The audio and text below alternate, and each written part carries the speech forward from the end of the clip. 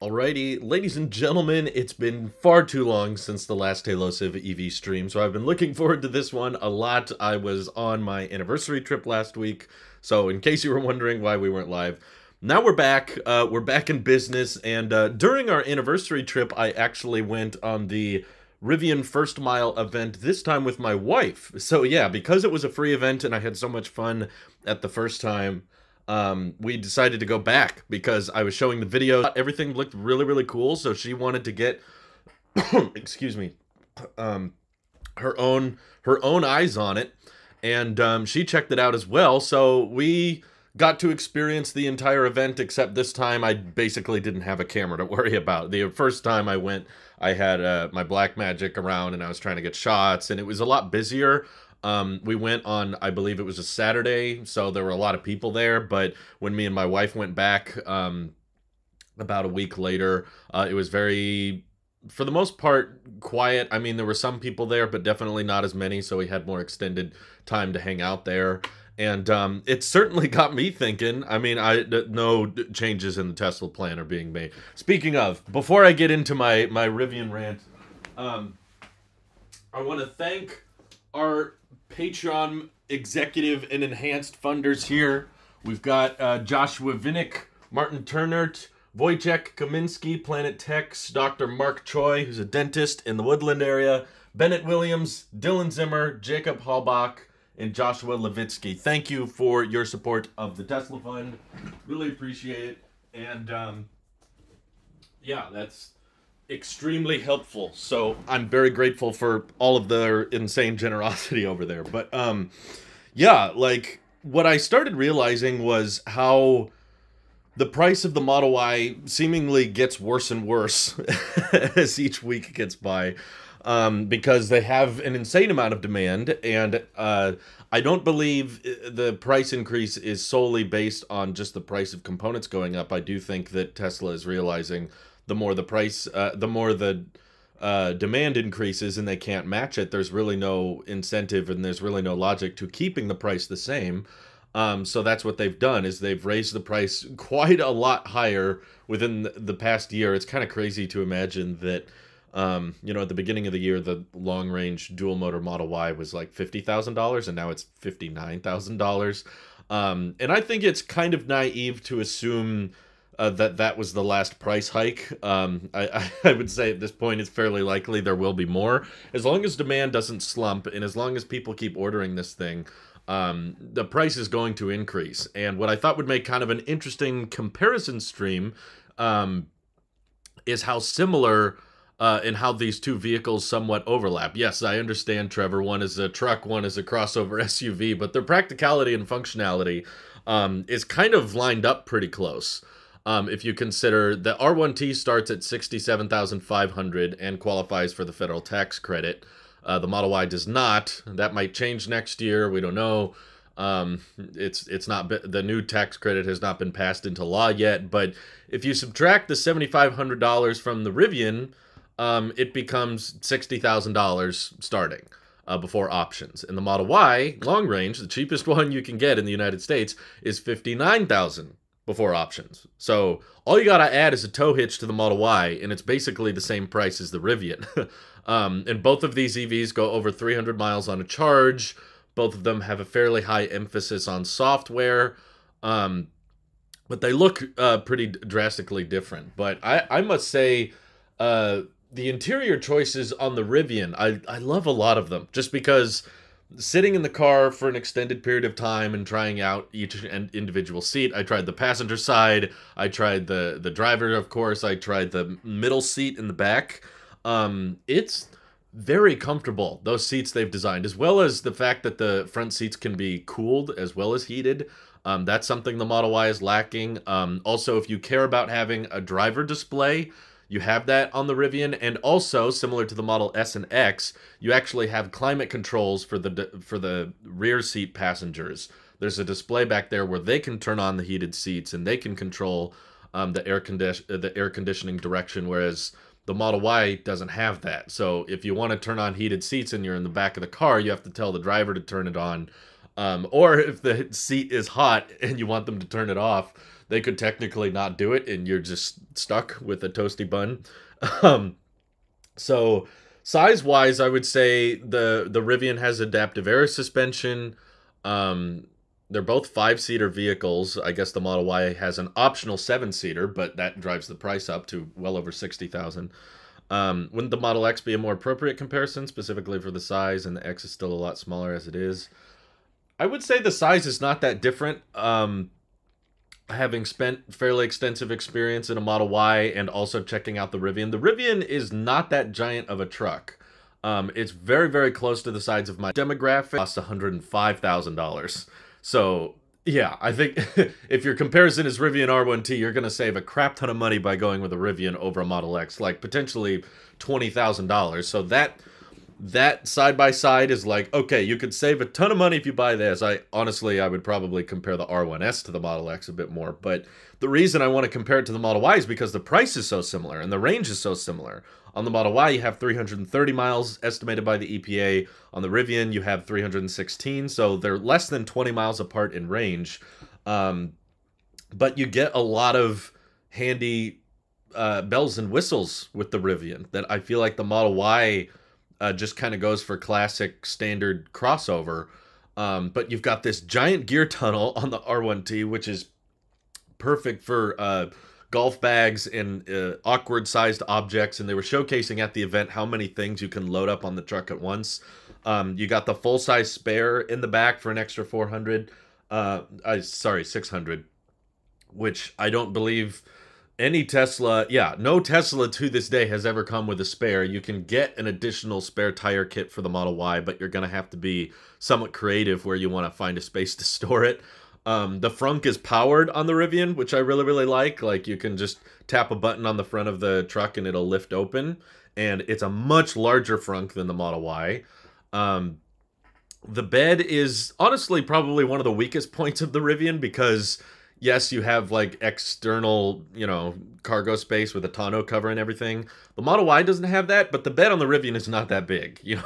It's probably good if you're loading around furniture, especially if you're going to keep the tailgate down. I would say that's a good move because you can get a lot more stuff in there with the tailgate down. But yeah, I think the kitchen set is what had mainly blown my wife away. She walked up to the kitchen set. They were making like popcorn with it while we were at the event, and she was like, this is so cool how they have the whole water tank thing and a sink built in.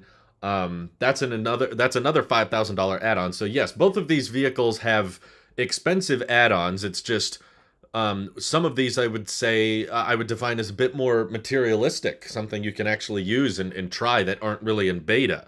Like, okay, with the Rivian, you have the camping package where you can bring out an entire kitchen set with a stovetop, with a sink and everything for $5,000. And then for another $2,500, it'll come with this whole tent. The tent is awesome, by the way. It folds up on the cargo rails that come included with over the bed if you do buy the camping package. I thought the tent would be hard to set up. This is something I didn't see on the first day I went to the Rivian event, but it was something we checked out on the second one. They actually just fold over very, very easily, and the tent basically like accordion closes up and fits over your bed, and the ladder that you climb up to get inside the tent sticks to the back. So it's very, very easy to unfold that tent and fold it back up again. So yeah, there's crazy add-ons like the camping package, but Tesla is also guilty of having their own add-ons, just not so much in the camping department, but you've got your roof rack, and you've got your tow hitch, which is not included on the Model Y. Tow hitch is standard on every Rivian. But Tesla has the $10,000 full self-driving package. So I think a lot of people are potentially split on like, okay, $10,000 on a software update, where I have to attain a really, really high safety score, hopefully.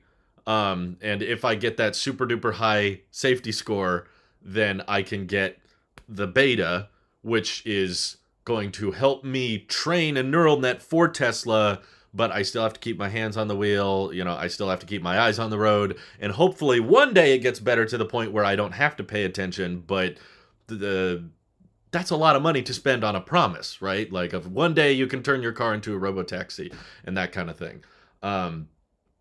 So they're both interesting add-ons, right? I'm a big fan of FSD. I really love Tesla software.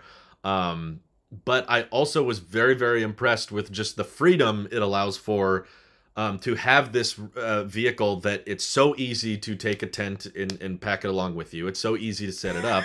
Oh my God. Rockford Media super chatted. So sorry I didn't get you a gift for your trip. Don't worry about it, man. That's an insane super chat. Wow. Thank you very much. You activated the Elon gif. Oh my God.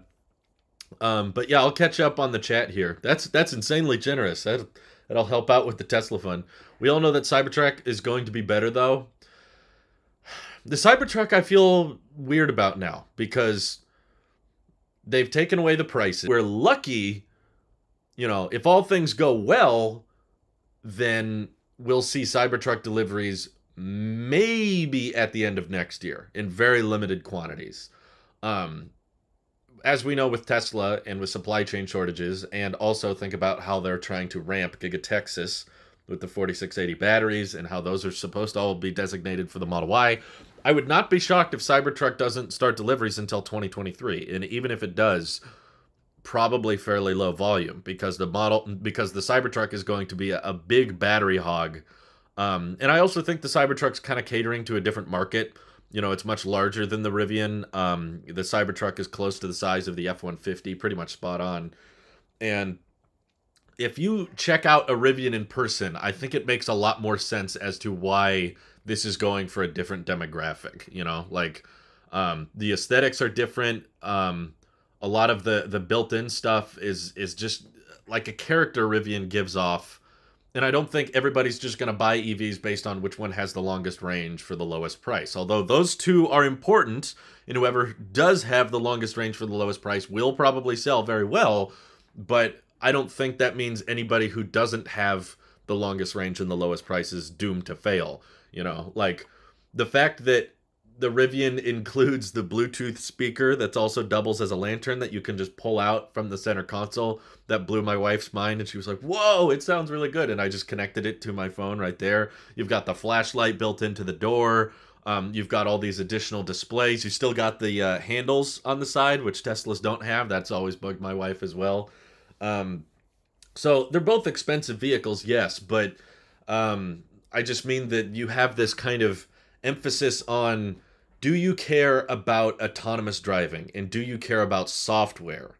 And if you don't really care and you're like, no, I kind of want to drive my own car and, you know, I want to have control and I kind of care about software, but I don't need, you know, the bells and whistles the Tesla offer, I realize are all kind of software related. It's like Tesla Theater, Tesla Arcade. Rivian even has their own version of Sentry Mode that records events that take place around the car. But yeah, Tesla has Sentry Mode as well. But now you can live stream Sentry Mode directly to your phone, which is pretty awesome. So I could understand, honestly, like if you're in the market for electric practical vehicle that you plan on taking on trips and you want decent range and you want practicality, the Model Y has a decent amount of space, but the Rivian kind of beats it, and it's not that much bigger physically. So I think it's a good size. Like, I've driven trucks like that, and they didn't let me drive the Rivian, but it's much just easier to manage and park that thing. Like, the Rivian R1T is probably going to fit in like 50% more garages than the Cybertruck or the F-150 Lightning. And I know that it's not the most popular truck size, but it's certainly one that I see a lot of, and it's definitely one I care more about. I feel like smaller trucks are underrated and unappreciated. Marquez loved the R1T. It's the first EV truck, and it's actually good. It's very good, yeah. I think for a first-time product that they have started deliveries of, we were talking to the employees at the event, and we asked them how many deliveries had begun, and they said over 200 so far. And my friend Mike saw a customer Rivian without manufacturing plates. That's how we know it wasn't an employee. It had like official temporary plates. just like any other car. So deliveries have begun of the Rivian, and it is just so much fun. Like, I had spent over 2 hours at the event both times I went, and it never felt like 2 hours. Like, it went by so fast because there's just so many things to look at and so many buttons, and the fact that you can access the gear tunnel from the outside. You know, you just press the button over the bed and it flops open, and then you've got even more storage within that gear tunnel, and you can step up on the door. It even comes with a first aid kit by default, which is pretty awesome. So just for the adventurous spirit, I think that's what Rivian's really got their vibe down to. They have a character, they have a personality to their vehicles that I don't think Tesla is catering very much to a similar vibe of, like, trying to have an aesthetic and kind of a preference of character with their interiors. I think all of Tesla's energy and focus goes in on software. And that's where most of the, bells and whistles are with the car, which is not bad. But I don't know. I feel like these vehicles are more evenly matched than people make them out to be. Price increase coincides with the BBB tax credits, possibly. I'm glad Odd Vice can finally catch the live stream. Good. Derek says happy anniversary. Thank you, Derek. Do you worry that Rivian is not listening to Elon's warning about trying to scale multiple products, SUV, truck, van, and multiple factories before going through production hell? I do think they should listen to Elon's word. I agree.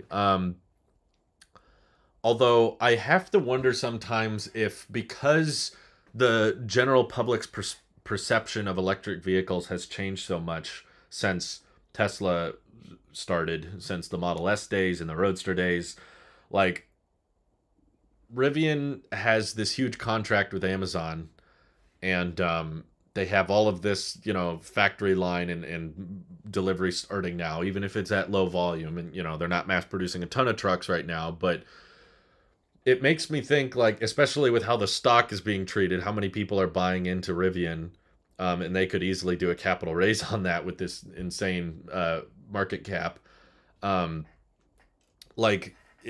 Is Rivian not going to be as financially constrained as Tesla because they have more access to funding that Tesla did not have access to? There wasn't really like a Amazon equivalent during the Model S production days that was like, we want you to build 100,000 Tesla vans, and we're gonna, give you billions of dollars to do that, and we want to own a stake in the company. Tesla didn't have that, and there was a lot in it's gone away for the most part, but back in Model S days and Roadster days, there were a lot of people that were not convinced electric cars were the future. There were a lot of people that were like, no, they're too expensive. No, the batteries won't work. You can't get long range. There were a lot of people still thinking hydrogen fuel cell vehicles were... There's still some people that think those are a worthy alternative. I don't, personally. I think it's ridiculous. But now the perception has changed from, are electric vehicles the future, to now everybody asking every automaker, how are you going to transition your entire lineup to electric? What's your electrification plan? So Rivian is entering a very different auto space than Tesla was for their first deliveries, because Tesla was entering a space that was more speculative. Now, of course, it ended up being correct. Elon was right. Electric vehicles were the future, and Tesla was ahead of the curve. And I think that's why they always will be ahead of the curve, is because they made that prediction correctly earlier. But now Rivian's entering a different space, but they're going for a very different market than Tesla. And they probably wouldn't compare themselves to a Model Y, but we saw a lot of Tesla owners there. Let's just put it that way.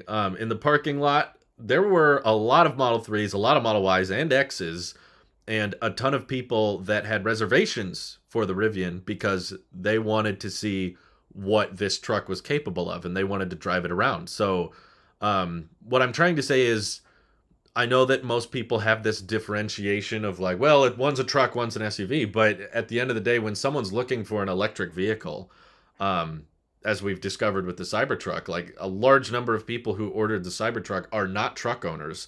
And I think a lot of people buying the Rivian were not previously pickup truck owners. The parking lot's there. It's actually really interesting. It was a lot of fun, because when I pulled into the parking lot for this first mile event, there was an ID.4. I parked right next to a Porsche Taycan, tons of Model Ys and Model 3s, and of course Model S's, X's, every Tesla you can imagine was there, but also a Mach-E, and I think that was everything. Yeah, I said ID.4.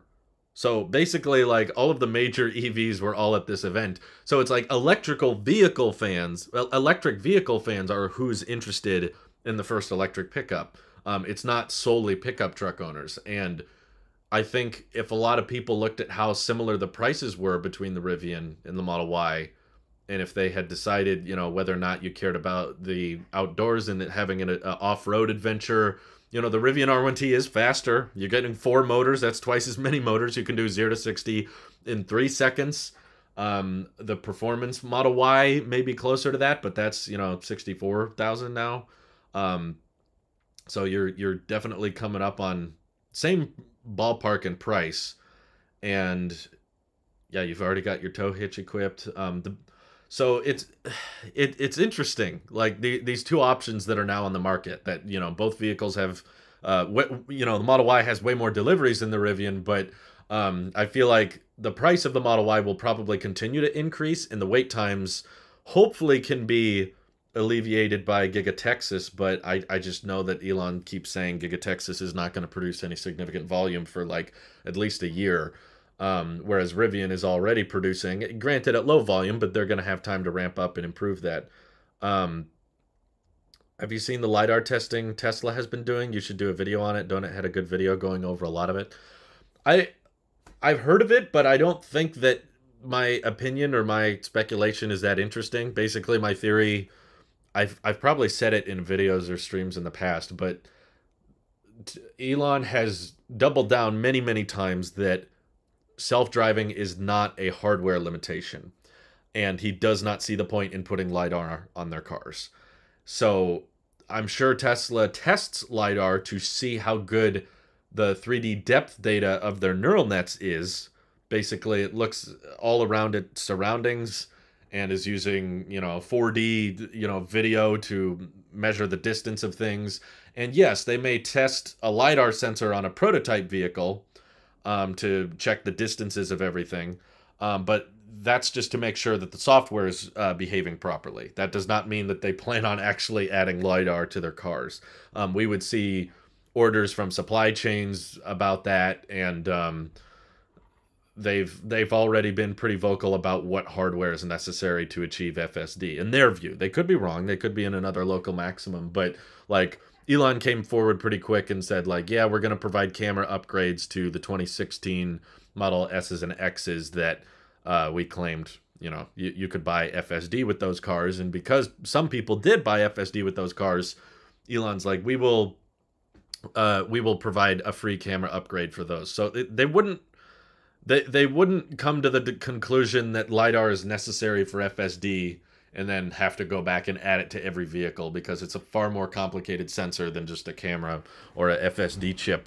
And it's still pretty pricey. So I'm fairly confident LiDAR on the Tesla is just for internal tinkering of how the cameras analyze their surroundings. I don't believe it has anything to do with them wanting to actually bring LiDAR. Let's see. Rivian stock crash today. Well, a lot of stocks were going down today, but yeah, I do not have a stake in Rivian, no. Hydrogen could be viable for transport trucks, not like Nicola's scam, but the concept makes sense in that application by eliminating VOCs in city and other residential areas if batteries are limited.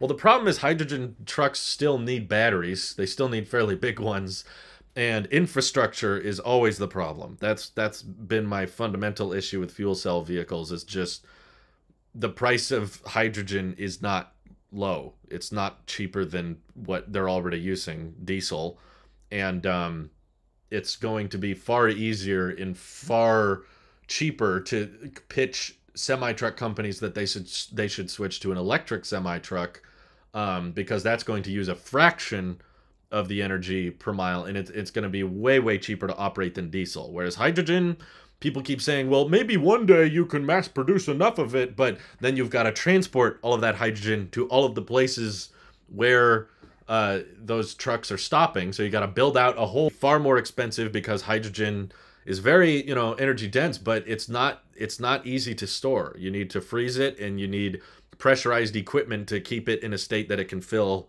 into a truck, or something. Whereas building out mega chargers is going to be far, far cheaper to scale, because you can basically install them wherever you have light bulbs. And there's already a huge infrastructure of power across the United States and across the world. So, yes, like, regardless, electric semi-trucks and hydrogen semi-trucks are going to need infrastructure build-out. I'm just saying one of them is like a tenth the price, which means that, okay, if you've got $10 billion to put into semi-truck refueling or recharging stations, you could build 100 of them electric or 10 of them hydrogen. So which one's going to scale faster? Also, you're assuming that you find a way to cheaply create and store hydrogen at each of these stations, because you're going to have a very, very hard time getting the price of hydrogen below diesel and also below electric. So it's just a matter of time before we can scale battery production. But it's not like hydrogen trucks are free of that issue of like, well, if you don't need battery, no, you still need a lot of batteries. The fuel cell charges a battery on the inside of the truck. Let's see. Production hell was more keeping up with demand when the orders started piling in. Having a great product is one thing, but being able to deliver in a reasonable time frame will be key. It will. I do think that Rivian's in a state now where they have so much funding and they have so much public interest, and they have such a high evaluation that they basically have more freedom, in my view, to kind of invest in what they need to and to kind of take their time. I don't think the demand for the R1T is going to be anywhere near as high as it is for the F-150 Lightning, because they're a startup and there's not as much brand loyalty there. And it's not going to be as popular as the Cybertruck, because the Tesla fan base is far larger, and the Cybertruck is just captivated a totally different market. And the Rivian is catering towards more of a smaller pickup truck buyer, not so much the big F-150 or Ram 2500 series. They're not catering towards the big truck market, but I think that's okay, because they know that they have a pretty big cash cow from Amazon providing vans for them, and of course they can collect fairly. I'm hoping they're making a decent profit on every R1T, but I think they can stand on their own right. Would you be interested in a Rivian R1S? I would love to check one out. But that comes into my last subject that I wanted to address, but I'll get into that in a minute. There's many electric cars that are great, but the Tesla charging station is the iMessage to the iPhone. Exactly. That's what I was going to get into. The charging network does make a pretty substantial difference. Tim says, I love the truck, but fear they are biting off more than they can chew. I would love to see them focus on the truck, establish service charging more onto SUV, move on to SUV, then fulfill the Amazon orders. I can understand why. I don't think they have to choose one or the other. Like, I believe they can do both, because the company's big enough and has enough funding from Amazon that, like, you don't want to completely delay the company that's offering you billions of dollars. But I don't think the demand for the Rivian, I believe at one point we heard they had like 30,000 reservations, so it's not an insane amount. Like, you can work and start chewing through those reservations. It might take you a year or two before you're actually able to catch up on demand. But if you've got delivery vans being produced on the side, that's okay. This valuation should allow them to beef up the adventure charging network. The lack of a network for Lucid/Rivian will hurt adoption by first-time EV owners who struggle with range anxiety. Well, the good news is, from the tests we had seen so far, Rivian is not using as much aerodynamic efficiency as Tesla. That's why, the range is lower than a Model Y, but the battery pack is way bigger. The R1T, the ones they're delivering right now, I think have a 135 kilowatt hour pack, whereas the Model Y has like a 82 kilowatt hour pack, and the Model Y goes 330 miles, the Rivian goes 316. But in all the tests they've seen, like, the Rivian more consistently was hitting that. I believe the test was even done with a spare in the back. So you're adding some additional weight to the Rivian and still getting that, which basically, when you're not using as much aerodynamic... Whoa! Stefan! Supercharged the channel. Thank you very much. That was nice of you. Wow. Appreciate that, Stefan. That helps me afford our next vehicle. Thank you. Um, but yeah, it's like when you have a big battery pack, instead of like saying, "Oh, we can hit this really really high range number when the conditions are right," you're more likely to hit that range number over and over again. Which is why the Ford Mustang Mach E doesn't technically by the EPA have the same range as the Model Y. It's still able to go just as far, and it doesn't really matter if there's a ton of incline or what the conditions are. It's like it's a more consistent range number because Teslas have a track record of falling short of their EPA numbers, whereas most non-Teslas don't. So it's usually not a result. I haven't seen a case where it's like the Mach E went further than the Model Y, but the Mach E usually has a very, very true to number range. If they say it goes 300 miles, it will go exactly 300 miles. Whereas if Tesla says the Model Y will go 330 miles, it will probably go like 320. So it's like or 310. So it doesn't quite get as far, but it's still further than a Mach E. I'm not trying to say more battery is better, but yeah, the Lucid, I hope they don't have as much range anxiety because you've got a 500-mile range. But yeah, the charge network is actually the biggest drawback the Rivian has going for it, frankly, because I had my gears turning. I was sitting in the R1T and my wife was really liking it, and she's not a truck person. She typically does not like any pickup, but she really really dug the design. We met up with an old friend of hers yesterday, and she was talking about what my wife posted on her Instagram story, and she was like, "I loved that car you guys checked out." And Louise was like, "Yeah, it has this kitchen set." I'd never seen her get so excited for a truck before, which was kind of amazing. And um, so I had my gears turning, and I was willing to do some research on the R1T. But the two biggest things preventing me from wanting to get a Rivian over a Tesla is absolutely the charging network and the autonomous driving. Because I've been watching, of course, I'm very, very into the FSD beta videos. I watch a lot of YouTubers that document their experience with FSD. And I love watching how much better the software gets. My friend Mike is on the beta, and he's keeping me posted on changes and updates with the software. And I know that it has a long way to go. I'm not one of those people that really buys into the level 5 robotaxi future. I know that some people are convinced that's around the corner. We're going to see that soon. I think there's a long way to go. There's a lot of improvement we can have from where we are now and still not be anywhere close to level 5, in my opinion. Like my dream, I know I say this a lot, but my dream on the channel has always been level 3. I don't need the car to go drive itself around and carry strangers to their destinations and make me money. That's okay. I would rather make money other ways, and also that's a very expensive car to just let strangers sit in and hope they don't, stink it up or make a mess and that kind of thing. I want to own my own car, and I want to be the only person who drives in it and sits in it, but I love the idea of on a road trip just relaxing and not having to think about driving. Level 3 would say, okay, there needs to be a driver in the driver's seat that's ready to take over, but you can watch a movie, you can read a book, you can go on your phone, you can maybe one day even go to sleep. That might be closer to level 4 because that would imply that the driver's not ready to take over at any time.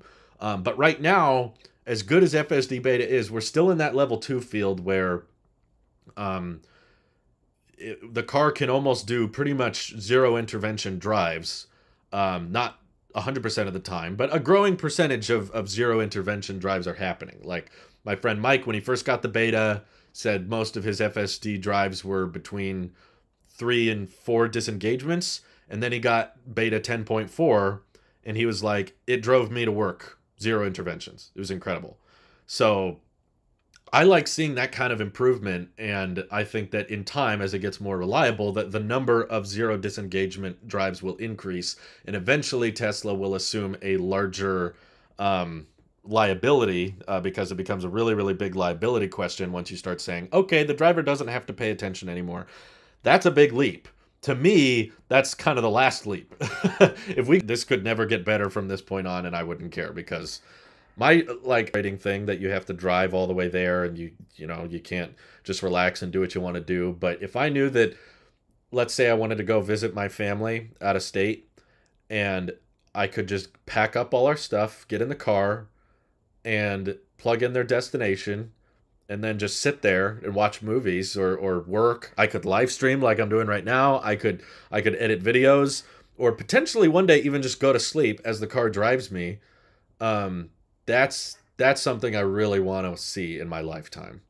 Robotaxi, I think, is even more astronomically complicated. I think that people oversimplify how easy it is. Well, one day the software will get really, really good, and then it'll just drive itself around with nobody in there. I was like, there's so many edge cases that I think will just put that robotaxi in a really difficult position, and it's going to be tricky to find out if that's passive income. You know, a human can change a tire, a car can't change its own tire.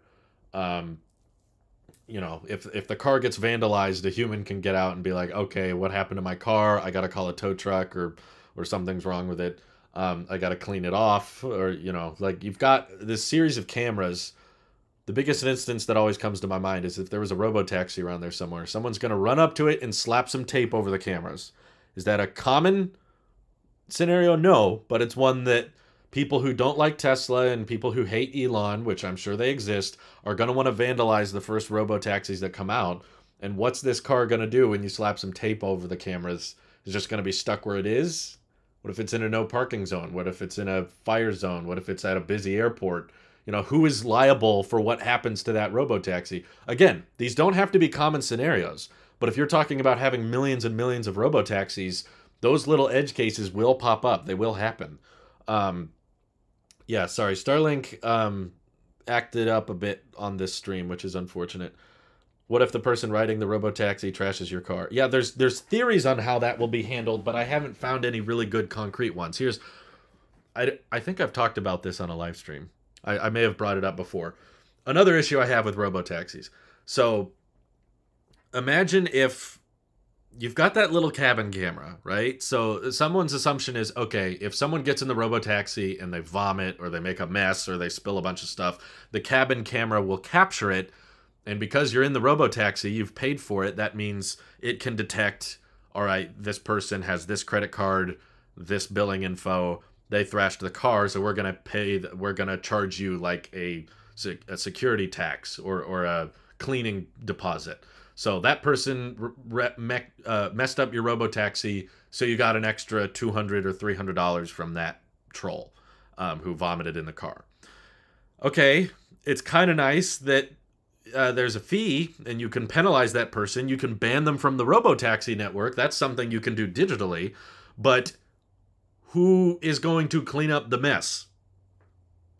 Does that mean that any robotaxi that gets in a crappy mess, are we going to offer now a discounted rate for anybody who's willing to ride in the gross, vomity robotaxi? Or does that robotaxi now have to drive all the way back to its owner and the owner has to clean it up?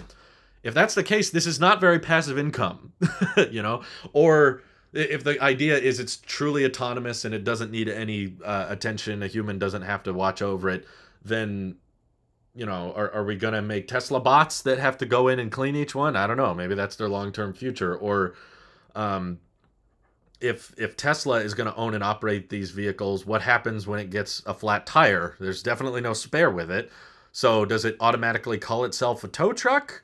And if it's in the middle of nowhere and it has passengers in it, you know, is Tesla going to be liable for what happens to them when they, you know, if they're in a bad part of town and that kind of thing? There's just also any construction zone I go through. Oh my God. Every time I go through a construction zone, I'm like, how the heck is a computer going to figure this out? They were doing a bunch of construction on a road I was driving on recently, and they had like the stoplights disengaged and they had all these cones going through the intersection. And the guy who was holding the stop and slow sign, I drove up next to him. I rolled down the window and he was like, you can just go through the red. And I was like, okay, I did that. So the construction guy was like, I think you're clear, just go ahead and drive through it.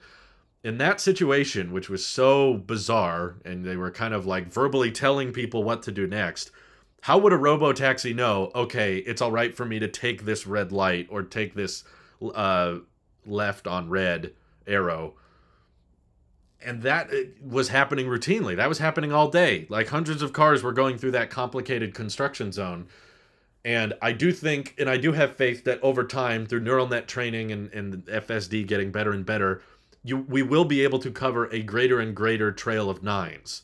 But will we ever get to the point where regulators are comfortable with having vehicles with no one in them?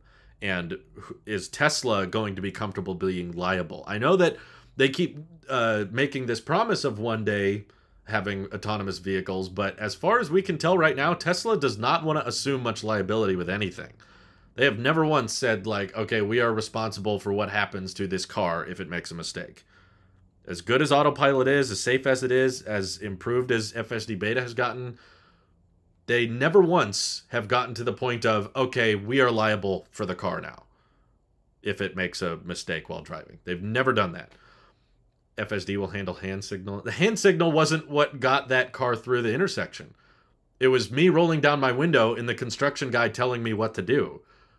I don't think as much neural net training as you can do, doing this could have mean 5 different things to a computer. And is the construction guy going to know to give hand signals to a car with no one in it? So, also the cabin camera cannot see very well on the inside of the vehicle. Someone could easily get into a Tesla in the back seat and, you know, drop their burnt out cigarette and drop their ashes or their tobacco on the floor without the camera picking up on them. It could easily happen. So maybe you have a busy robotaxi at one point where you have 5 guys get in the car and then 2 guys sitting in the back seats, which you can't really see very well. They're spitting tobacco or they're smoking and they drop some cigarettes in the back. The next person gets in the car, they're by themselves, right? So they just sit in the passenger seat in the front. And they don't really think much of it. They just think, oh, okay, I'm not going very far. I don't really see anything wrong with the car because they don't sit in the back seat. They don't see the ashes and they don't see the spit and the mess that was made. So they're like, okay, you know, I'm good. They drive a couple blocks and then they get out of the robotaxi. Then another family of, you know, 2 parents and 2 kids get in and they see this mess and they see all this stuff on the floor and all the things that have been tucked away in the crevices. And they're like, what the heck? Whoever took this robotaxi before me made a huge mess. When in reality, it was 2 passengers ago. But because the camera can't see very well, and because the last rider did not report the issue because they didn't see it, now the guy who just took the robotaxi once, just a couple of blocks and didn't make a mess, is going to be accused of causing a mess, and now he's going to get a cleaning deposit fee.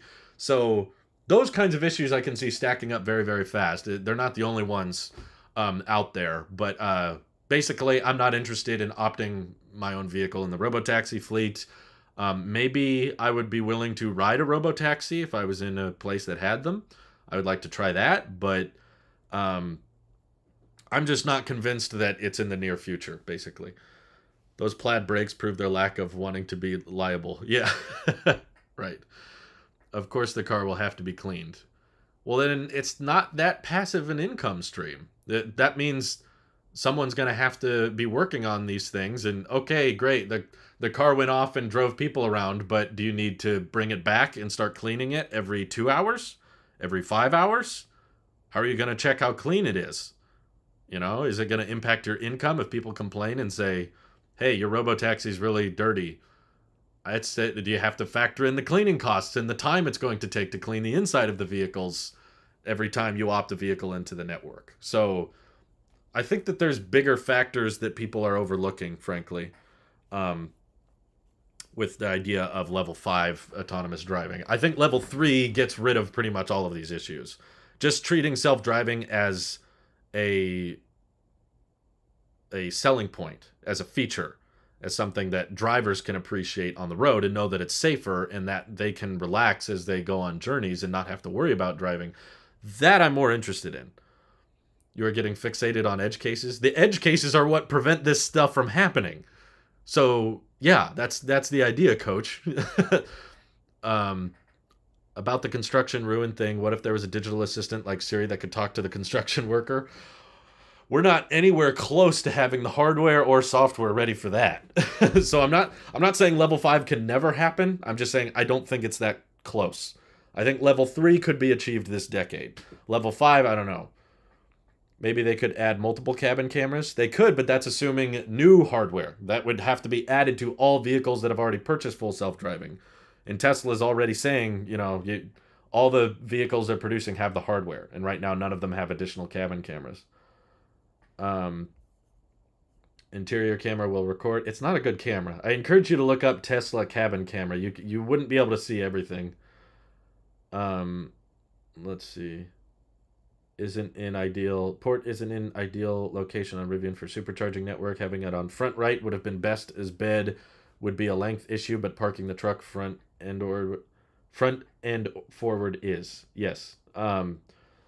For the Electrify America network, I think the Rivian charge port probably makes sense. But if they do want to bring Rivian supercharging access, it's going to be problematic. And I wouldn't get your hopes up, because Tesla is likely going to be very slow to roll this out in Europe, because they don't need an adapter there. You do need an adapter in the United States, and even with an adapter, Rivians could easily take up multiple supercharging stations because of how short the cables are at superchargers. So even if you started selling an adapter, that would be annoying to Teslas. And on top of that, even if you sold an extension cord, we had this whole discussion on the last EV live stream. People are like, well, just make an extension cord so that they can park normally. How do you enforce that, though? How do you make sure people are parking properly? With a Tesla, you can only park the right way because of where the connector is and how long the connector is. So just backing up and plugging in the supercharger, like there's a very hard, it's near impossible to park in a supercharger incorrectly with a Tesla. Whereas it's basically easier to park incorrectly at a supercharger with a Rivian. So that's why I do hope they can scale and ramp the adventure network very quickly. Maybe they'll just have to say any car from 2040 or later is robotaxi compatible. They would get in big trouble for that, and they would probably have to refund a lot of people, because they've been pitching this full self-driving software package on Tesla since 2016, saying that anybody who paid for the package will get that feature and all hardware necessary over time. So they would have to include a lot of additional hardware to the older vehicles. Even using Navigate on autopilot on the highway is far from perfect. Just last night, I had to take over for a lane change, traveling 70, and the car wanted to go into stop traffic that would have tested my X stopping. Yikes. No, I don't think it'll ever be perfect. I don't think perfection exists in the driving world, but better than a human is ideal. I think Elon said that the car will speak through the outside speaker. It can speak. I don't know if it can hear very well. But the car having to, Siri and Google already are like the best, algorithms and most used digital assistants in the world, and they get things wrong all the time too. Like, how is a construction worker supposed to just know what the robotaxi should do? Like, there's all of these issues that people keep thinking of quick, easy solutions for in a closed box scenario of, well, put a digital assistant on the car. And then maybe put a screen on the outside of the car that says, tell me what to do, because I can hear you, construction worker. A construction worker is just going to look at it and say, no one's there. I'm not going to talk to it.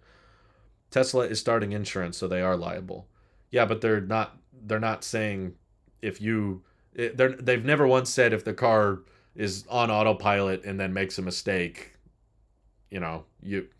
basically, if Tesla was saying they were liable for how the car drives, that it would basically be okay for you to go to sleep at the wheel. But they do still have that fine print. Providing car insurance is not the same thing. They have all that fine print whenever you turn on autopilot, whenever you turn on FSD. It's like, hey, you are in control. You must pay attention. You are liable for whatever happens. So yeah, you have insurance, but they're going to bill you. You're going to get charged if it's your fault. And I also think the regulators are a big thing. Like right now, I don't think legally they could just start activating that feature where the car drives itself with no one in it. There's going to be a whole process of law that has to be developed for those edge cases. So forgive me for getting hung up on them, but yes, that's going to stop it from happening.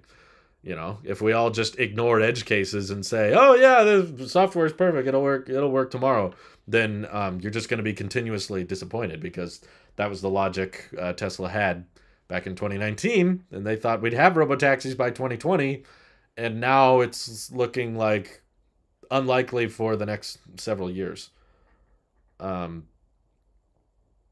Yeah, they probably couldn't get away with just saying any car from 2040 or later is robot. Dishy McFlatface is scared again. There we go. All right. So I looked into this because the Rivian and the Model Y was fairly similar pricing, and I checked out a better route planner because I was curious what the charging situation would be like on the Rivian. I was like, okay, I watch, the kilowatts, and I watch people do these cross-country road trips with the Taycan and with the Mach-E, and clearly people can drive all over the United States with the CCS connectors, and it's possible to do it with a non-Tesla. Just so how bad is it? And I looked into it, and for one, Electrify America stations do not have nearly as many stalls, so the likelihood of it being full or the likelihood of one going bad, and people will go to a Electrify America station thinking it's available, and then you get there and it's out of service. That's more likely because you have this third party that's not necessarily communicating with the EV as well. Now, Rivian says on their website that the navigation system built in will automatically plan your trip for you, so you can plug in any destination and it'll account for where you have to stop and where you have to charge and for how long. But Electrify America is dang expensive. Oh my God. And what also does not go well is the Rivian is the least efficient electric vehicle ever made. Now, that's not a huge surprise because it's a pickup truck, and pickup trucks are inherently not aerodynamic. Even the Cybertruck, which is probably one of the more aerodynamic trucks ever made, it's not going to be as efficient as probably any Tesla available now. I have a hard time believing a vehicle of that size and of that weight. It's got a large frontal surface area. The sharp edges and the height of the vehicle is not really going to help with aerodynamics. So all electric truck it's going to be, but it's efficient for miles per gallon equivalent. The Rivian is getting like 70 to 75 miles per gallon equivalent. There's not pickup trucks that get fuel efficiency that good. So that's what it's impressive by. But the fact is you need more energy per mile to drive with a Rivian. And when you compare routes with the Tesla Model Y versus the Rivian R1T, oh my God, the Rivian is hardly cheaper than gas. It's kind of mind-boggling. Like, I plugged in the drive we did for our anniversary trip, and I plugged in several destinations that were fairly far away, and it was like, your charging costs are going to be $100, $120 to go to this position, and I was like, really?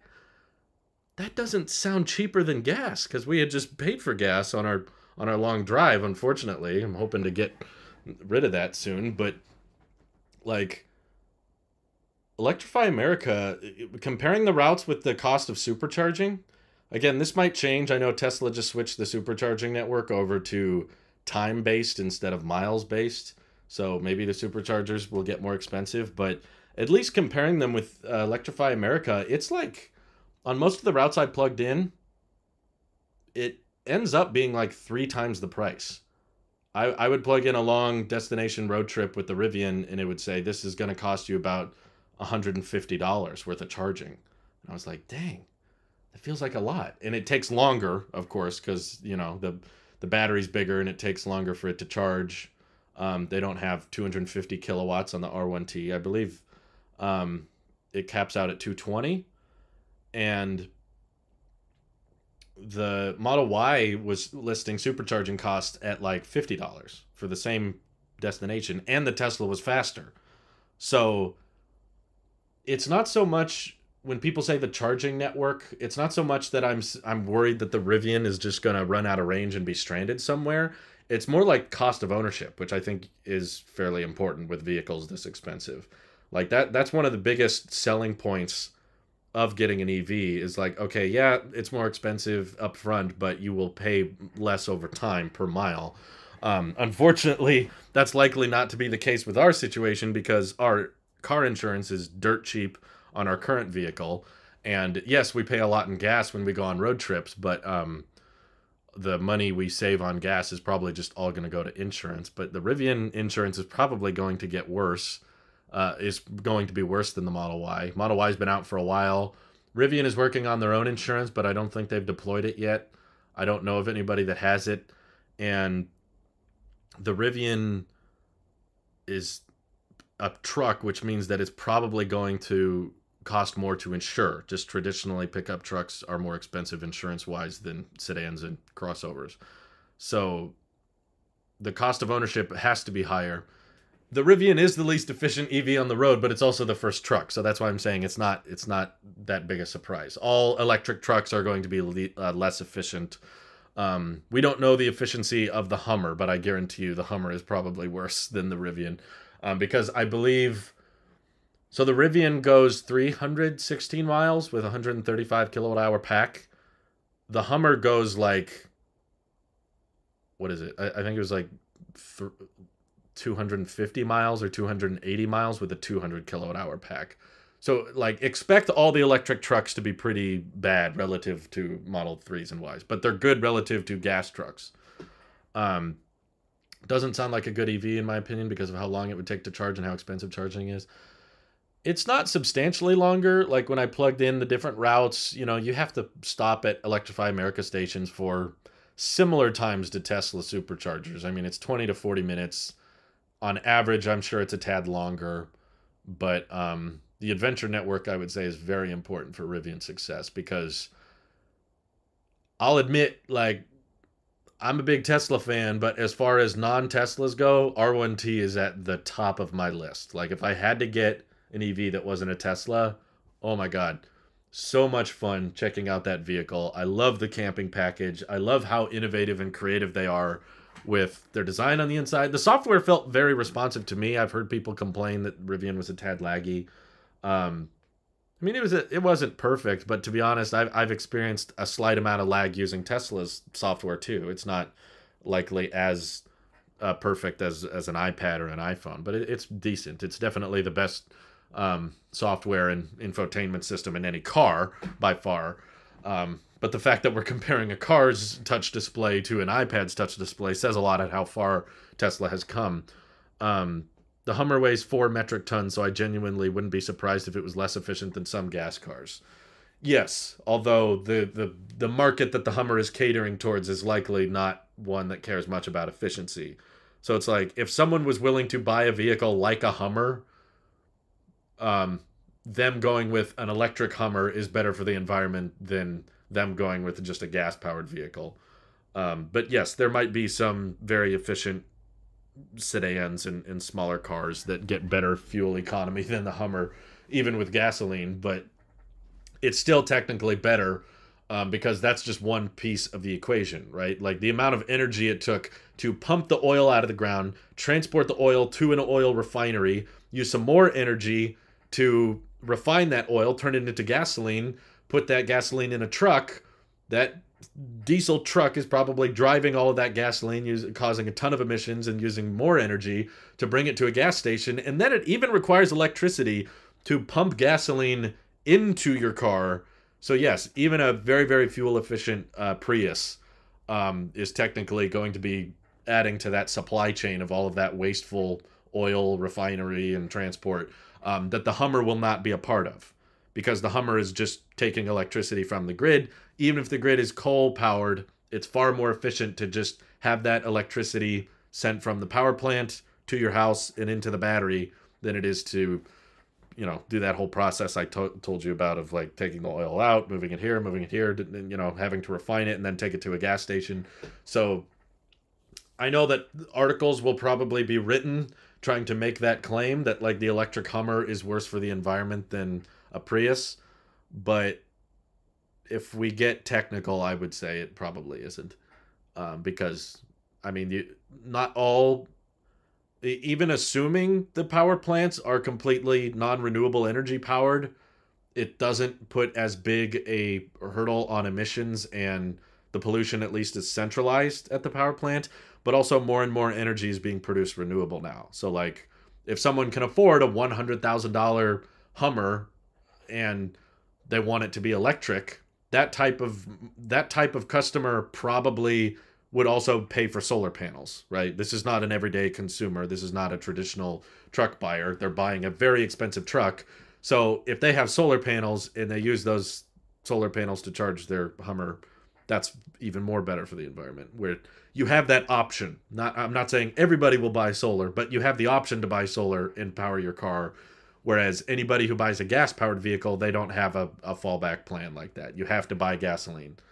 Um, what are you talking about, Giovanni? One important factor to consider: people who can afford Rivian are filthy rich and therefore don't care about expensive charging. Well, the point I was trying to make earlier in this video is that the Model Y and the Rivian R1T are basically the same price. Fairly close. I mean, Model Y is $59,000 for the cheapest option, and the Rivian R1T is $67,500, but it qualifies for the $7,500 tax credit, and it comes with a tow hitch. If you add a tow hitch to the Model Y, it becomes $60,000. And there's fairly likely to be more price hikes here on out. I think it's kind of naive to assume there will never be another price hike on the Model Y. We've seen lots throughout the year. Demand doesn't show any signs of slowing down. If Giga Texas comes online and they start offering 4680 Model Ys, which is kind of inevitable, I assume those will have even higher range than the current ones. The price will likely just keep going up from there. So if they improve the Model Y in any way, shape, or form, the demand will increase. If the EV, I wouldn't say that, yeah, you don't need to be rich to afford a $70,000 vehicle. I mean, you're not poor, but I would say that's catering somewhat to the middle class. Let's see. More people buying shares of Rivian than placing actual orders? Well, yeah, that's the case with most stock. I hear the Rivian is great, but not too many people dropping orders after the reviews on YouTube/Twitter. I'll admit I was thinking about it. The charging network scared me away. Also, I really do care about the self-driving stuff. Like, also, I'll throw this out there. One thing that made me think about the Rivian is their Driver Plus system actually does the basic level 2 self-driving in a better way than autopilot, in my view. Like, obviously, FSD Beta is way cooler and is way more capable than anything Rivian will probably achieve within the next 10 years. But I don't like having to keep my hands on the wheel. I like the idea of eye tracking. And that's what Driver Plus entails. So I was looking into that, and they were like, yeah, so Driver Plus on the Rivian will do adaptive cruise control, and it will keep you centered in your lane, and you just have to keep your eyes on the road. You don't have to keep your hands on the wheel. You can just sit like this. And I was like, that sounds kind of nice. And, you know, FSD is cool, but it's also pretty dang expensive. Once you start factoring in FSD with a Tesla, it quickly becomes more expensive than the Rivian.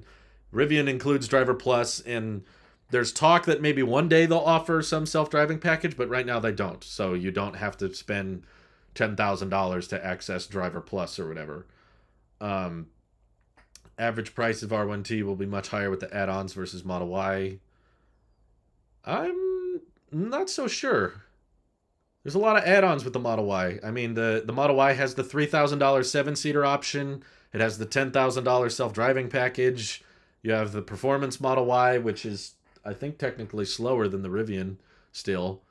So you got $13,000 there. If you want the 20-inch induction wheels, I believe that's another $2,000. If you want the red paint option, that's another $2,000. So you've got like close to $20,000 worth of add-ons with the Model Y. Yes, you probably have more if you start factoring in the Max pack with the Rivian. That's another $10,000, but that's an option that the Model Y doesn't even have. You can't opt for a 400+ mile Model Y. So I would say that especially with the Explorer package of the R1T, yes, likely on average the Rivian will have higher prices than the Model Y, but their starting prices are very, very close in my view. Not many people actually buy FSD. Well, I would argue not many people are going to buy the $10,000 camping package or the, well, it's not even 10,000. It's technically 7,000.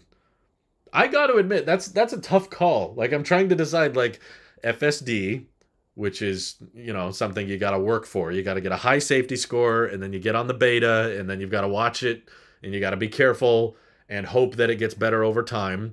Or you can have an entire kitchen set in a tent that unfolds and basically the best camping vehicle of all time. Like, the tent is huge. It's very comfortable on the inside. You can cook stuff. You've got a sink built into your truck. and you can cook meals right there. It comes with all these utensils. Like, seriously, if you guys don't know about that kitchen tunnel that fits in the side of the Rivian, it is super cool. Super efficient use of space. And that's not a beta. That's not something you have to like wait, hopefully it gets better over time. That's available. Like, that just exists. It's so cool. I prefer hands-on wheel. I can sleep with hands-on wheel. No, Daniel. No, that's terrible. Don't say that. Average price of R1T will be higher, but I think that mostly has to do with options that the Model Y doesn't have. I don't think GM is serious about the Hummer, more of a flashy EV attempt. Yeah, I don't either. I think the Hummer is GM's attempt at saying, see, we care about the environment, but we don't care that much, because they know it'll sell with fairly high margins, which is good for them, but at low volume, so they don't have to try very hard. The third row in the Y is about as useful as the back seat in a pony car, like a Mustang or Camaro, meaning unless for anyone taller than 3 feet. Yeah, the third row in the Model Y isn't useful, but yeah, there's similar arguments you can make with the Rivian, but you have a spare tire option, which the Model Y doesn't have. $7,000 camping package with hands-off autopilot is worth more to me than FSD beta. Whoa! There's another hot take from Model Y Mike. For those who don't know, the moderator Mike in the chat is a Model Y owner who paid for full self-driving, and he's saying right now on the record he would rather have the $7,000 camping package with hands-off autopilot over the FSD beta. That's kind of mind-blowing. How is Rivian's ADS better than autopilot? How is it so good that you don't even have to keep your hands on the wheel? I don't think it is necessarily. They just have better eye tracking hardware. The in-cabin camera on the Tesla is not that fancy, whereas Super Cruise and I believe what Rivian is using has more infrared sensors. I don't know exactly, but it can see your eyes better. It can detect that you're paying attention more. So a Hummer is 100K with what range? I can't remember, but it's not very good. I know it's like 300 miles at best. If anything, it's 250. These two vehicles shouldn't be compared. One's an off-road type vehicle. The Cybertruck is the comparison. Well, we know very little about the Cybertruck, and it barely exists at this point. We don't know what the prices are. We don't know about the configurations anymore. We don't know when its production is beginning. We're not anywhere close to deliveries, whereas Rivian deliveries have started now, and Model Y is obviously out. And these are both electric vehicle options that are within a similar price point with similar specs. So that's why I'm comparing them. I don't care that one has a bed and one doesn't. It's like, these are, you know, if someone's willing to spend $60,000 plus on their next electric vehicle, these two are kind of neck and neck. And I think Mike is evidence that we have a Model Y owner in the chat on the record saying, I would rather have the camping package with hands-off autopilot. You're not even close to purchasing right now either. Well, my situation is regardless. I'm doing this comparison for fun. But the cost of ownership is, I think, the main thing that steered me away from it. I do really care about FSD beta, and I want to see that get better. But, dang. I love that interior. I like sitting in it again. I really enjoyed having the display behind the steering wheel. I could get by without it, but I think what actually mattered more to me was that the back seat has a screen for the passengers to use back there, and the handles. I've just helping also adaptive air suspension. The fact that it can go up and down. You looked like a kid in a candy store. I was. Your excitement for Tesla is clear, but I've never seen your face light up so much as it did when you were looking at the Rivian. Yeah, you're right, Joey. As far as trucks go, the Cybertruck, I would almost say, is harder to compare to because its design is so fundamentally different, and it's much larger than the Rivian. And also, there's just so much we don't know about it still. They're called sissy bars, Drew. Well, my 95-year-old grandma, when we pick her up and take her to family events, she needs those sissy bars. I'm sorry. People need those things to hold on to when they get in, especially when they're older. And I've driven around a lot of older people. And when we took my 95-year-old grandma in the Model 3, she was reaching for the handles and it wasn't there. And I thought that was kind of annoying. I was like, my poor grandma, she wants to try out this car, but she's got bad hips and she's trying to get in and she's reaching. And I was like, no, I'm sorry, Grandma. Elon decided you don't need that. So kind of important. And I'm very thankful the Rivian has them. The camping package is, of course, more worth it than FSD. Having a Model 3 autopilot is honestly good enough. There you go. We've got Oddvice57. We have a Model 3 owner in the chat now saying he would rather have the camping package over FSD. It's cheaper, and you're still getting that autopilot functionality. Let's see. I find back passenger screens really annoying because they're always so laggy. Why have that rather than a nifty universal tablet mount? What? Universal tablet? I don't want to have to get a tablet. No, I used the display on the back of the Rivian. It was not laggy at all. Grandma in Model 3 performance 0 to 60? No, I'm not going to try that. Model Y is 57,000 euros in Germany right now on Tesla website. What do you think will be the price with 4680? And what about the price of the Berlin standard version? Thanks. I heard from a source, not me personally, someone tweeted out that they were talking to engineers that were working at Giga Berlin, that they were going to start with the performance Model Y, which was my prediction from the beginning. The structural pack will have a lighter weight, and the 4680s should have a higher energy density. So because you're going to be limited in how many vehicles you can produce, at least for the first year, I don't think that the 4680 Model Y is going to be cheap. I think long term it will allow them to scale, and once you can scale the vehicles at high volume and you can actually start meeting demand, that's when you start lowering prices. But if you can't catch up on demand, there's no point in lowering prices. Even if it is technically cheaper to build the 4680 Model Y, they would rather just take the profit. So I would not assume at this point that the 4680 Model Y is going to be cheaper than the existing ones. I think long term they might end up getting cheaper once the factory is fully ramped. But with inflation going on, it's kind of hard to predict how that's going to combat itself. Back seat screens are useless and a waste of money. My kids use their own iPads for apps and movies. I agree with the iPad holder instead of a screen that will never be used. Tim, the screen will be used. It's how you control the heating and the AC. You can't do that in a Model 3 and Y. If you want the seat heater on in the back seat, you have to tell the driver to turn it on. You can't just reach and adjust it. Or the AC vents. I'm not talking about... The Rivian screen, I'm not saying is going to play games or movies. I'm saying it's for controls for the back seat. That's what it's useful for. Rear screen for climate heated seats would be nice. Oversight by Tesla, along with the middle row X armrests. Yeah, I do find that weird that the Model X doesn't have armrests in the middle row. FSD will get better. The camping package will not. Yeah, but I would look at that as kind of a negative too, because that would say that FSD in its current state is not very good. And it could get a lot better and still not be very good. It could be in this stage. That's what I'm just trying to be realistic about. This beta stage where YouTubers like film it and they have to get ready to take over at any time and keep their hands over the wheel. Like, this level 2 system could be in level 2 for years. It might be 2, 3, 4 years of just, oh, here's a version 12.5. Hopefully it's better.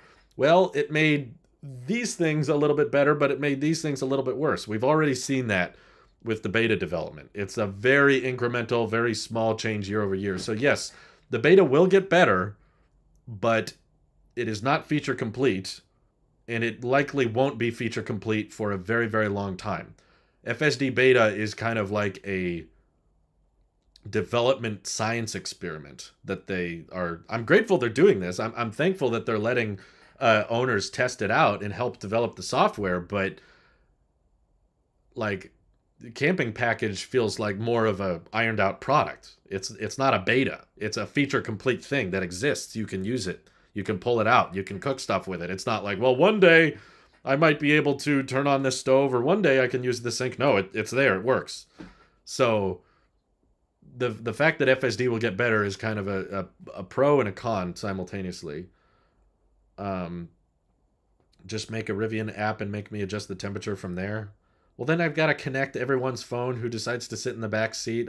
They'd be like, hey, how do I turn on the seat warmers? And I go, download the Rivian app on your phone and then go to settings in Bluetooth and then connect to the R1T. And I'll make sure that you're connected on my screen and then you can connect it to your phone. No. It's just a little screen there. You can just say heat on, off. And you can adjust the AC vents right there. FSD is not a selling point, but I think Dojo will be a game changer for sure. I really hope so. It's pretty clear the performance will be first if you look at the German Tesla website because the higher version has the new lights. Oh, really? That's cool. I actually think the rear screen, my new Model X, will be essentially useless for most road trips given the location of the screen. I'm not saying it's super useful, but I'm not saying it's better to not have one at all. That's not my logic. I don't even think you really need a screen. Just having maybe even a slider there, or just a button that's like AC on, AC off, and then maybe some heated seat buttons on the door. That's how other cars do it. To be honest, FSD is a flex. Imagine being on a date and using Smart Summon to get picked up in front of a restaurant. Yeah, Mohammed, FSD is a flex, but think about how bigger of a flex a kitchen camper is. Like, I can tell you already, my wife is 100% more interested in the camping package than FSD. Because I'm going to turn on FSD and she's going to be like, oh, this is stressing me out. I hate it. I know a lot of wives, actually, of guys that mess around with FSD beta that hate the beta. And they're against it being used when they're in the car. I can think of at least 2 people off the top of my head that are like, yeah, I got the beta in my car, but my wife won't let me use it. Because they don't want to be in that car when it's driving itself around. But if you're like, hey, babe, we can go on a little camping trip. We've got the tent here. We've got a kitchen set. We've got everything we need. We got the sink. We can make a little meal together and have a nice little romantic dinner in nature with the trees around us. Oh, my God. That's a bit of a flex, too, I would think.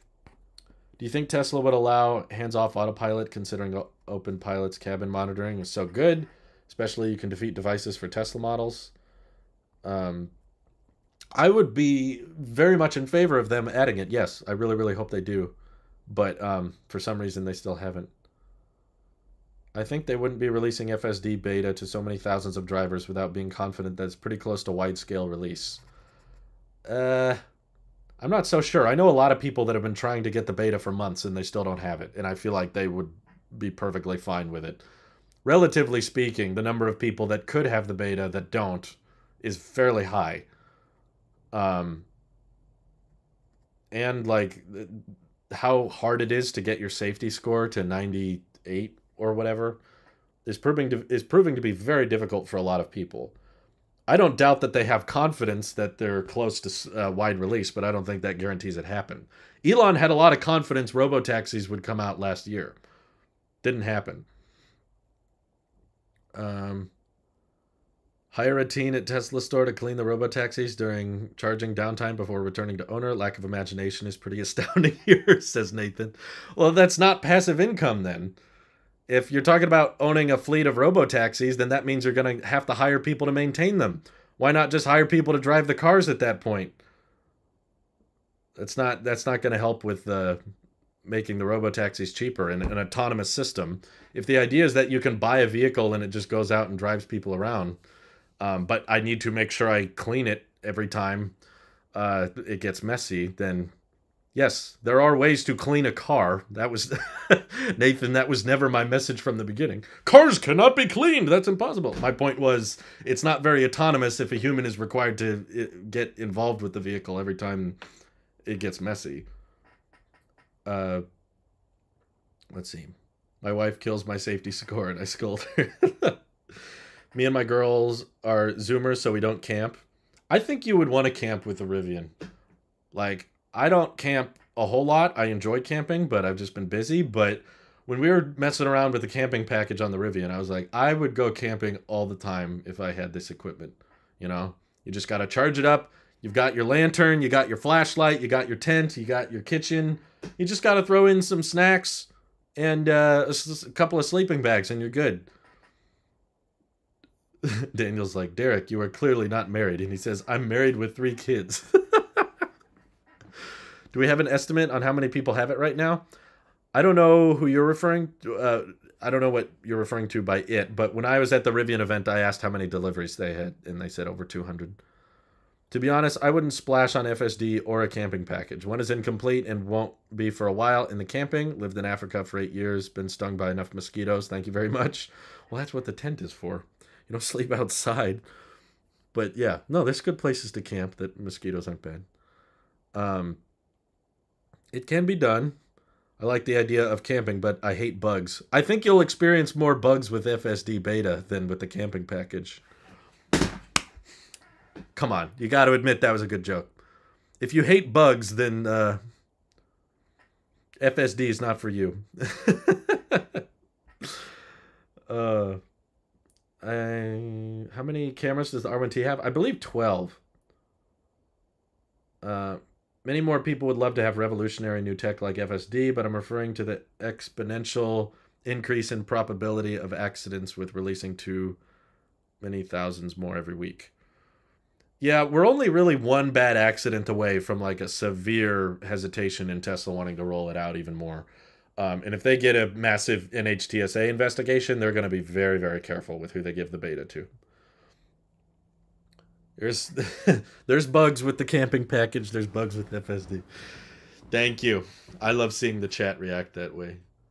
Size will increase going into next year. I'm sure it'll increase. I think the fundamental difference in how I look at FSD versus more robotaxi bulls is that they see it as, okay, this is 99% done, and we're just a year or two away from fixing that last 1%.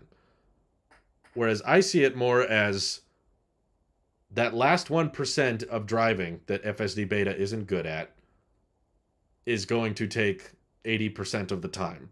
Like, all the time it's taken to get to this point is insignificant to the amount of time it will take to nail that last 1%.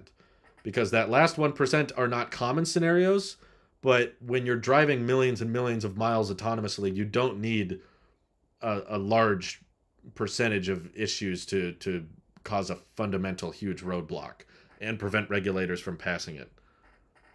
Do you think Tesla will license FSD or autopilot once it's better to companies like Aptera or Rivian? They've always said they've up for it. I don't know if you've caught that, but they've gotten that question many times, and Elon has said, yes, we will license out FSD to other companies. They just want to probably wait until they get it right, and that might not be for a long time. FSD beta recall wasted over 11,000 cars. Yeah, I love how a software update counts as a recall now. That's hilarious. I fell asleep while listening to the stream and just woke up. Good morning. Wow, good morning, Stefan. I'm glad you can sleep to my voice. That's impressive. That's true. If they had a really, really bad accident with FSD and a car gets damaged, or worse, somebody gets hurt or killed, that's going to severely limit the rollout, and I think it's kind of inevitable. One day it'll happen.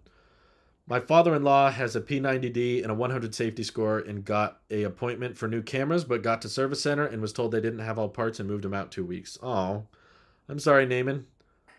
I'm self-employed and I spend $700 a month in gas. Any capable pickup truck that is electric would be a game changer. I would rather wait for the $39K Tesla Cybertruck or F-150 Lightning. I've got bad news for you, Tristan. I don't think the $39K Cybertruck is going to happen, ever. I doubt that the $39K Lightning will actually be $39K. I mean, they've been advertising cheaper Mach-E's for like over a year now, but I hardly could find anyone that's actually gotten a Mach-E for that low, because they only sell the higher priced options, and even the higher priced Mach-E's have a big dealer markup on all of them. Like the Mach-E I test drove for the channel had like a $5,000 dealer markup on it. It was bad. So I would say maybe you could get a Lightning for $50,000. Hopefully, yeah, that should qualify for a decent tax credit. So if you're just going for cheap electric truck and you don't care about range, then I guess the Lightning would be for you. But I would highly encourage you to check out a Rivian sometime if you can, because it is so much fun. There's so many things to look at. and there's so many storage options, and there's so that the spare tire thing is great. The software, I would say, on the Rivian is far, far better than any Ford infotainment system I've ever used. The operating system of the Rivian honestly looks great. Uh, they get a lot of things right with software, whereas Ford, I feel like, is definitely not there yet. They don't understand really. Um, let's revisit FSD in 12 months. I bet it will be out of beta by then. Yogmin, people said the exact same thing over a year ago. I remember saying that. Like when the beta first came out, it was like, wow, this is getting really good. I bet in a year it'll be out of beta. And here we are. We're like, maybe in another year. So, yeah. Let's see. I'm sure the government would want to oversee the development of FSD if there was a serious accident due to it. Yeah. I mean, they already are investigating pretty heavily, and I don't think they need to, but it's just inevitable that at some point the beta is going to do something dumb at the wrong moment, and there's going to be a dumb driver that doesn't intervene or doesn't take over, and they just get in an accident. And maybe the investigation will take a few months, but it's definitely going to impact the stock, and it's going to make everyone want to be hesitant to trust the software. Even auto steers is still beta after all these years. FSD will be considered beta for at least 10 years. That's true. Everything autonomous that a Tesla does is still labeled beta by Tesla. After a year with Dojo, it will be out of beta. I'm not so convinced, considering how long we've had autopilot, and autopilot is still in beta. I'm honestly surprised you pronounced my name correctly. I think that's my gift. I don't know why. I feel like I'm not good at pronouncing most things, but I keep hearing people say, wow, you pronounced my name right. I love how Tesla doesn't rely on dealers. Me too. Mach-E versus Model Y. Which one would you rather have, honestly? Easily the Model Y. No question. The only thing I like about the Mach-E is the way the exterior looks. I think it's a very beautiful vehicle. I saw a lot of them on my drive. The practicality of the Model Y, it doesn't have the charging network. If I couldn't buy a Tesla, Rivian would be first choice. After checking them out twice now at the First Mile event. So much fun to check out the tent. I seriously love that kitchen set thing that folds out. I love the Bluetooth speaker that it comes with, and you can just slide it out. I love the display layout. I like that it's landscape. I messed around with the screen. It was fairly responsive. The sound system is awesome. It's got the driver display. It's got the display in the back. It's got the sissy handles. It's got a spare tire. It's got adaptive air suspension.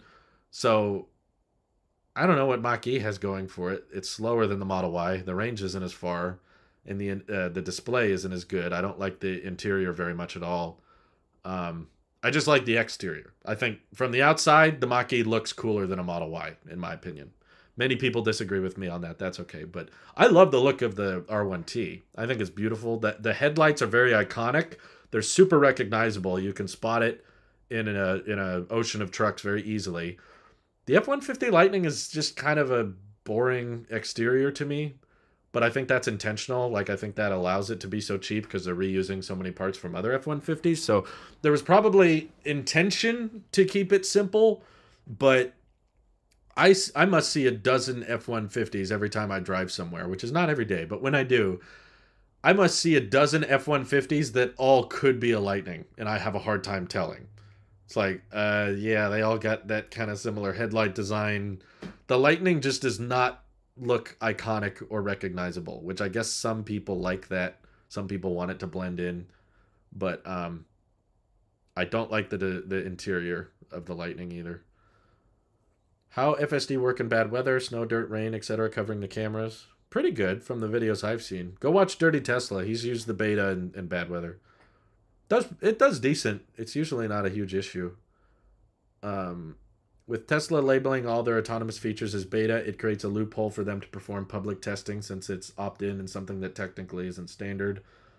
On the Marconi label, it's an added option for the vehicles. Oh, okay. Why didn't do a video on the Rimac Nevera? I don't know what to say about it. It's like, okay, you're going to make 100 cars. They're very fast. That's great. I don't think it's going to change anything.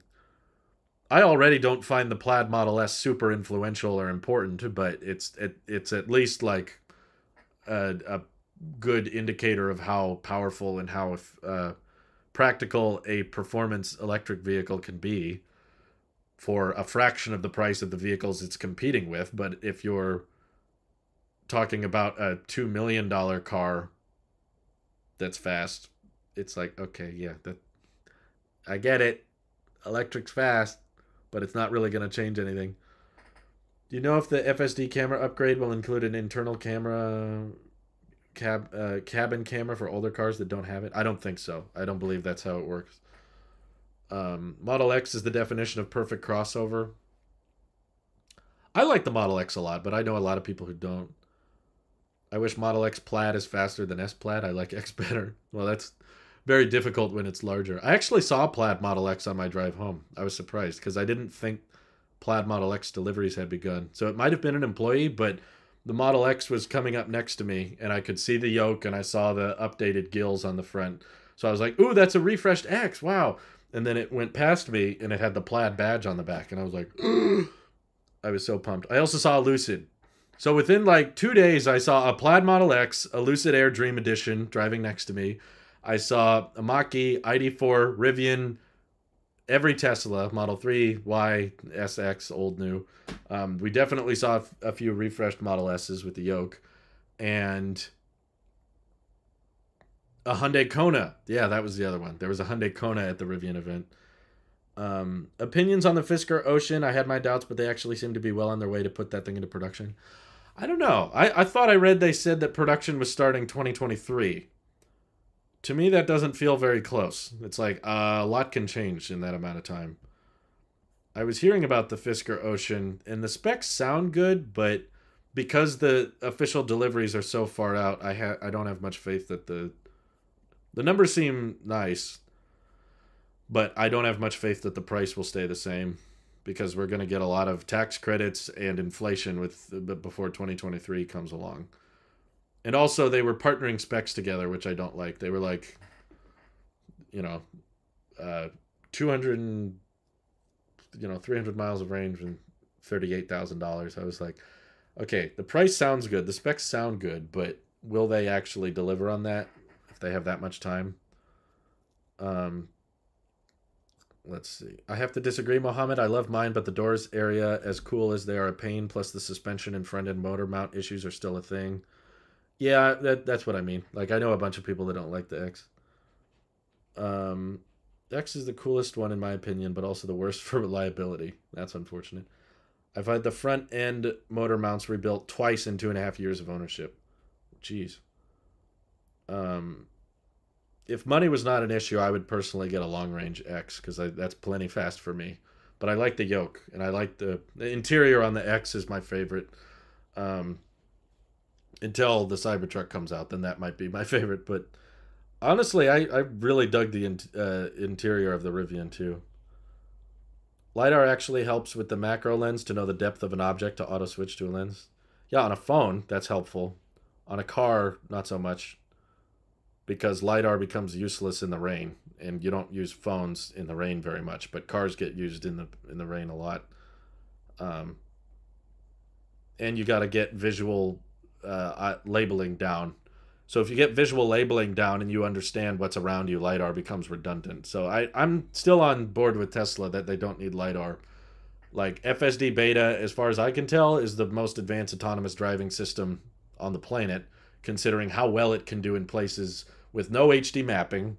Waymo is kind of cool, but it's very, very limited in where it works, and they have to do all of this pre-mapping before they let the cars loose, which makes it less impressive to me. It's kind of like a very, very fancy train that's on rails, whereas the Beta can do these incredible things in places it's never gone before, and it does not have LiDAR. So from the mistakes I see the Beta making, I don't think LiDAR would fix any of them. If you don't do research ahead of time, then it can get some bad press sort of thing. Yeah, I feel like me and my wife are in the camp of like doing too much research. We keep planning for every possible option, and it's kind of hurting my head. Frankly, I've had a really bad headache today. I almost did not live stream. I was like, I don't feel very good at all. It's kind of coming back to me, so I might sign off here. But I didn't want to go another week without live streaming on EV because I really enjoy these live streams. But I was hoping the conversation would get me off the migraine in my head, but it's still bugging me. The door sensors were the most annoying. They're held in place with adhesive, and any loosing will make the doors not open properly and require manual override. Oof. Do you think that electric cars are for luxury or for sporty driving? I think electric cars are for everything. I think EVs are the future. They're for the casual driver. They're for the luxury driver. They're for the outdoorsy. They're for the adventurous. They're for off-roading. There's not a market of vehicle that I don't think electric can replace, really. I get maybe vehicles too broad. Anything with wheels, I think, could be made electric in the next few decades, and with economies of scale. I would highly recommend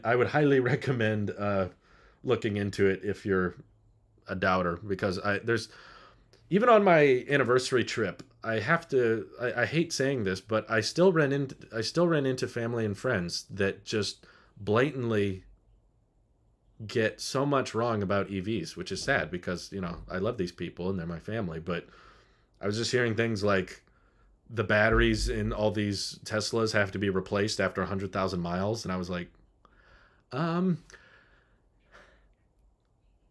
don't know how to tell you this, but no. I was like, I don't know what else to say. Like that's not true. And there's these people that are like, yeah, there's a lot of EVs, but man, they catch on fire and they combust and then they just burn and burn and burn. And I'm like, well, yes, but it's like 10 times less likely than a gas car. It's literally a combustion engine. So there's explosions that go on.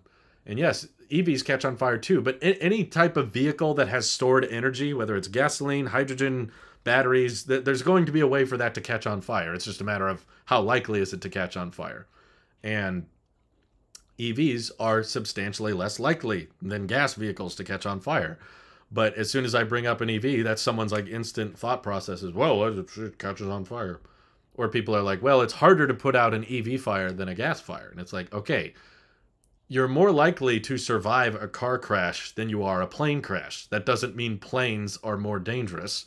It just means the likelihood of a car crash is higher than a plane crash. But flying is still safer than driving in a car. So reducing the number of bad things happening is far better than making it more fixable when something bad happens.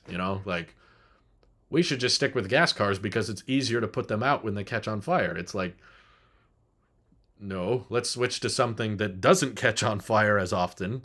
Okay, that may result in it being harder to put out the fire, but if there's less fires overall, that's still a good thing. I'd buy another X, though, to auto switch to the ultra-wide lens for macro. Once there's a more significant update, I'll look into it. The ownership experience has been amazing, and road trips are a breeze with it. I don't know how there's going to be a more significant upgrade than the last refresh, but family can be tough. Good luck. Well, I still got along well, and we still love our family, but it's sad to me when they don't understand a lot, and I'm trying to, in my best way possible, explain to them that they're wrong. There's not an easy way to do that, like someone you respect and care about, when they say something that's not correct, you don't want to come across as braggy or pushy, but you're just like, well, actually, because I heard people say, there's not enough lithium in the world for all of these electric vehicles. And I was like, there is, though. There's a crap ton of lithium in the ocean. There's a ton of lithium in the ground.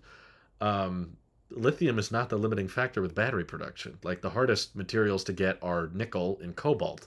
And the majority of batteries are going to be LFP in the future, which do not need either of those things. And there's plenty of iron. There's plenty of lithium. So I tried to explain that to people. I'm just like, no, there's enough materials. Well, actually, you're just wrong.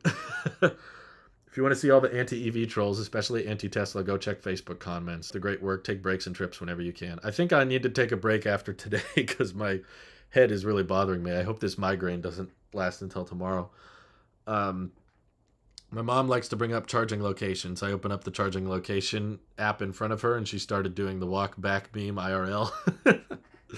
Love the content, man. Keep it up. Long live the EV revolution. Thank you, Sheldon. Appreciate that. Whenever I try to correct a misconception or bad info, I get labeled as a Tesla fanboy, and they dismiss my input. I know what you mean, Coach. I've been there too. I've been like, you know, they've actually thought about this. People aren't buying $60,000 cars that only last 100,000 miles.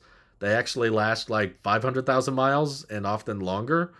And with LFP batteries, they can probably make it to 1,000,000 miles. And yes, there is enough lithium in the world. Yes, there is enough iron in the world, and there's enough nickel to switch the entire global fleet to electric. So, family and people you respect, it's a tough job to defeat all the misinformation. The battery replacement thing is the biggest one. All the people that keep saying the battery only lasts 100,000 miles and then it's useless and you got to buy a whole new battery. And I had someone tell me that the new battery you have to buy for the car costs the same amount as a whole new car. And I was like, no, no. I was like, oh no. You can be a fanboy and still be critical. I have brands and products I love, but I'll absolutely hold them accountable. Yeah, I think most people do. I'm the same way. You guys know how big of a Tesla fan I am, but I'm very critical of the robotaxi stuff. And there's things I wish Tesla would do that they don't. But anyway, I got Botox for my migraines and it surprisingly works well. Really? That's interesting. You need to buy a new battery. Like, why? What do you even say to that? I don't know. You just say, no, you don't. No, it's like, look it up. There are people that have owned Model X's and S's for over 500,000 miles. They're out there. And they're still getting like 80% of their battery health. Most gas car engines go out before 100,000 miles. That's true. There's a lot of problems and maintenance you have to pay for on gas cars in that 100,000 miles. Crazy idea. Could we compare the potential of a plug-in hybrid electric pickup truck that may get 60 miles of electric plus Rex to a fully electric pickup truck? Well, this is Talos of EV, Tristan, so I'm not going to consider anything with a combustion engine. I'm not interested, but I appreciate all the well wishes and the super chats and our new members today. I'm going to go lay down and hope that this migraine goes away. It's actually the worst one I've had in a long time. I don't know what's wrong. But I hope you guys... I'm sorry I don't have an EV video planned for today. I was kind of trying to take it slow because my head was hurting. But I hope that I can post some more content tomorrow. Thank you once again to our Patreons for helping out with the Tesla Fund. And I'll see you all very, very soon. Take care. Bye-bye.